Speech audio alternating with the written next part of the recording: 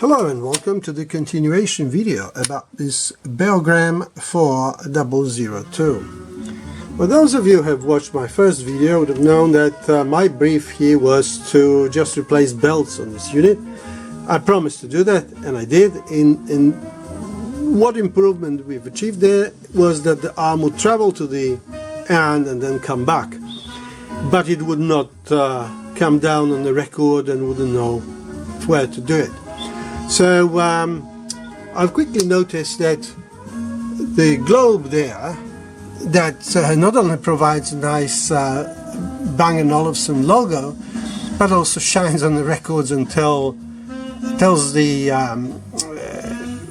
arm how far to travel, was not lit. And it's a normal incandescent globe, and I thought that this was simply blown. But before I set out replacing it, I put some voltage on it, and it lit up. So obviously it was something else, and that else was a corrosion on the track inside of that arm. So I've resoldered that, and as you see, it now works. But of course that's not the end of the story. But now I want to tell you where I got all my wisdom from.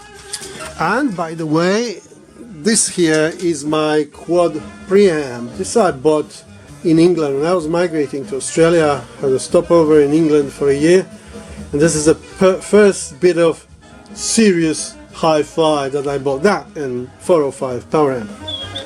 So this is where the wisdom comes from. There is a site and associated YouTube channel called Beogram.com. It's an excellent site. I really recommend it. There's a wealth of information, everything explained in detail, and he sells some parts, upgrades to replace those incandescent globes with LEDs and make them more reliable, that kind of jazz. I thoroughly recommend it, and look what details he provides on his YouTube channel. Tells you exactly how it works, and so if you have a problem of some sort, you just read that and See, conveniently he even highlighted the globe circuit, so I knew that there wasn't much as far as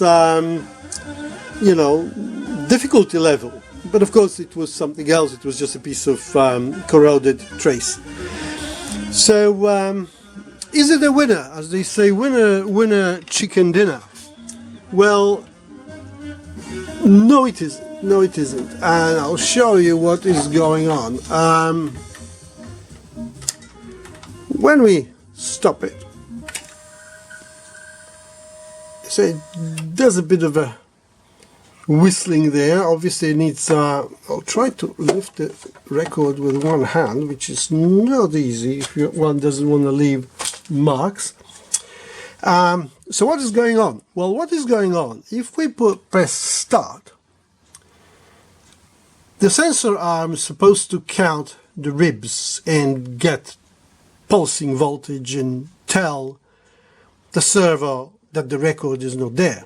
But you will see that it will try lowering the arm. Luckily, I had my finger on the lift button. Have a look now. See, going down. I lift it up. So, although the globe is now lit, and it provides continuity in a circuit, so everything sort of appears to work, the detector circuit still doesn't. It still doesn't know that there's no record. So if I had a single here, single record, and just press the start, and it would be set to 33, the arm would go down and just rip it to shreds, rip the stylus to shreds.